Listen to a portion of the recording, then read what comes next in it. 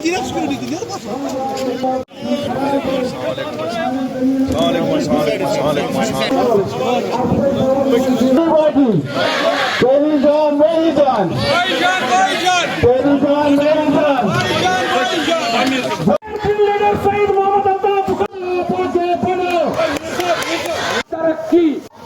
الطاف بخاری صاحب اور پارٹی کی قیادت کے ساتھ میں نے شروع میں جب نام لے لیا اپنے قائد جناب سید محمد الطاف بخاری صاحب کا، میں نے اس کے ساتھ جوڑا قائد کاروان. ہم نے اللہ سے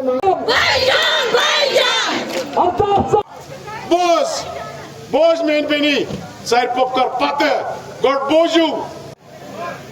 اگر الطاف صاحب تو اپنی پارٹی سے درامس ایسی نا یمن 30 ساسن من آسان 50 ساس نیبرم لگم یہ احساس کر کہ ہندوستان ست اگر اس تک فیصلس پہ آج تھی تھی کیوں دیتو دھوکہ لکن. بہ ونو پتر ہمارا مقدر ہندوستان کے ساتھ 1947 میں جڑ چکا ہے اور کوئی بھی طاقت اس کو کمزور نہیں کر سکتی ہے. جن لوگوں نے ہمیں دھوکہ دیا انہوں نے ہماری جانوں کا نذرانہ اس دھوکے سے لیا اور کچھ نہیں دیا. کبھی بھی یہ ممکن نہیں تھا کہ جموں کشمیر ہندوستان کا حصہ نہ رہتا، لیکن ان لوگوں کو اپنی سیاست پکانی تھی. اپنی سیاست اور اپنی اقتدار کے لیے انہوں نے لوگوں کو دھوکہ دیا. آج اگر ہم ان سے پوچھیں گے کیا کیا انہوں نے، 60 برس ایک جماعت رہی، 20 برس دوسری جماعت اقتدار میں رہی. اپنے گھروں کے بنا کیا کیا انہوں نے؟ مجھے بتاؤ، کیا وہاں ایک عام ورکر ان پارٹیوں میں صدر بن سکتا ہے؟ کیا عام ورکر وہاں یہ سوچ سکتا ہے کہ وہاں اس ریاست کی قیادت وہ کرے گا؟ کیا ان خاندانوں کے بنا اور ان خاندانوں کے چشم چراغوں کے بنا کوئی اور یہاں قابل نہیں ہے؟ لیکن ان خاندانوں نے یہی سوچا کہ ان کے چراغ ہی یہاں کے حکمران ہو سکتے ہیں، کیوں وہ حکمران تھے. ہم لوگ کوئی حکمران نہیں ہیں، ہم خدمتگار ہیں اور یہ جماعت خدمتگاروں کی ہے. آپ کے خدمتگار ہیں. پڑھایا کیونکہ ہمارے لوگوں پہ عتاب تھا. ہمارے بچے جیلوں میں تھے، ہمارے بزرگ جیلوں میں تھے، ہمارے نوجوانوں کا ہمیں پتہ نہیں تھی ہندوستان کے کس جیل میں کون ہے. ہماری ماں بیٹیاں پریشان تھی، ہمارے دکاندار یہاں پریشان تھے، ہمارے ٹرانسپورٹر پریشان تھے. ٹورسٹ آتا نہیں تھا، ہاؤس بوٹ والا بیٹھا تھا، سومو والا بیٹھا تھا، ٹیکسی والا بیٹھا تھا. مطلب ہے ہر ایک سیکشن پریشان تھا. اگر اس وقت لیڈر سامنے نہیں آئے گا تب کب آئے گا؟ یہ تو اقتدار کے وقت ہمیشہ آئے ہیں. یہ دونوں جماعتیں اقتدار کے لیے یہ آئیں، لیکن جب بھی کشمیر میں مصیبت لوگوں پہ آن پڑی یہ باغے تھے، یہ کبھی یہاں نہیں تھے. 1990 میں کہاں تھے یہ لوگ جب لوگوں پہ مصیبت آئی تھی؟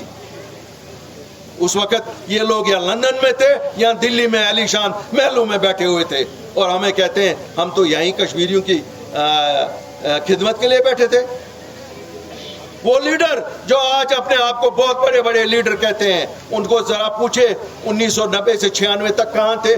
کون ایک کشمیریوں کا حال پوچھتا تھا؟ کون ان کے بچوں کی لاشیں اٹھاتا تھا؟ کون ان ماؤں کے آنسوں کو صاف کرتا تھا؟ کسی میں پریشانی نہیں تھی. ان سب کو اگر پریشانی تھی کہ ہمیں چھوٹا گھر جموں میں ملا یا بڑا گھر دلی میں ملا، یہ اس کی جنگ ان کی آپس میں تھی. لیکن جموں کشمیر کا باشندہ کسی کو یاد نہیں تھا. کہتا ہوں عام کشمیری اٹھے گا اور الیکشن میں حصہ لے گا، اس کو ان لیڈروں کی ضرورت نہیں ہے. کیا صحیح چھا تو جو ضرورت من ہے. آج آپ کی طاقت نے یہ ثابت کیا ہے کہ ان خاندانوں کی اب یہاں ضرورت نہیں ہے. آج عام آدمی، ایک وہ لڑکا جس کی کوئی بھی سیاسی بیک گراؤنڈ نہیں ہے، جو 10 کلومیٹر پیدل ایک اوڑی کے گاؤں سے آیا ہوا ہے، جس کی گھاس کی چھت تھی، آج وہ ان کو لڑکا آ رہا ہے، کہہ رہا ہے آ جاؤ میدان میں آ جاؤ، ہم دیکھیں گے کس کی ماں نے دودھ پیا ہے، کس کی ماں نے پانی پیا ہے.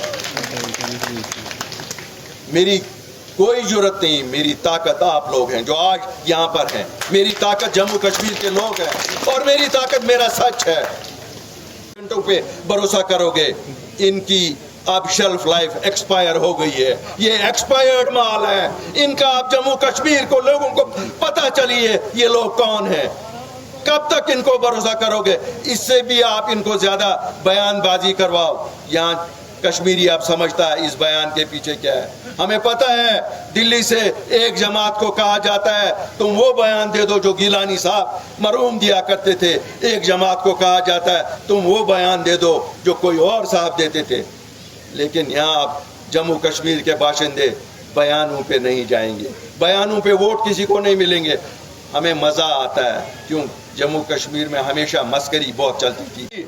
ये मैं छुना नेशनल टीम PDP वाली मैं आनो वो वरी आती बिकरानो दो ड्रामा एक दो वनानो अकिस लेख कड़ित बेक दो वनानो बेकिस लेख कड़ित, मगर असली कथा हवान के असना हुत वोट ते तोय असना तुतना इस वोट असना आइने वोट मांगने थी, मगर ज चीज कई बाकी करिन अल्लाह ताला रुत अदालत वलती दीतन बाय सनसी हकस मज उनको खुदा ताला दिए नजात। अगर अदालत दीती न के अस ओन बचाव बचाव थो डिफेंस थो सैलाब और आमुत अत दु ठोर बंड दुतुस त्यो ठोर दुतुस यम सतन बचाव गस बचन मिलन नौकरी ते यमन मिलन ये सुबह आप पुलिस क्या यमी सर्विस मगर यह तरीक कह बुढ़ बब चूक दिवान तुलित दपान चूक के एक दो तिल तुह सतन यह कर ये चुना इंसाफ ही कुन 90 में कोई तहरीक के साथ निकला तो आज आप उसको वो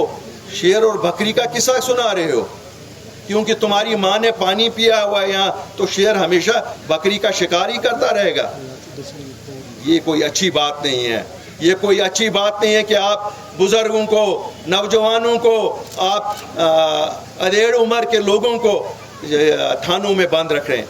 मैं जम्मू कश्मीर पुलिस के इन सभी अफसरों और थानेदारों से गुजारिश करता हूं, जो लोग आपके पास हैं इनको मेहमानों की तरह, क्योंकि ये कोई मुजरिम नहीं है, ये किसी चीज़ के मुजरिम नहीं है, ये हालात के मुजरिम हैं। और सुबह कहते हो गिरफ्तार करो सबको, ये कौन सा इंसाफ है? ये किस जगह का इंसाफ है? हमारे बच्चे मेहनत करते हैं और फिर रिटन टेस्ट में पास होते हैं, लेकिन जब सिलेक्ट हो जाते हैं आप कहते हो अब हमारा CID वाला वेरिफिकेशन नहीं देगा। CID वाला खुदा साहब बन गया यहाँ।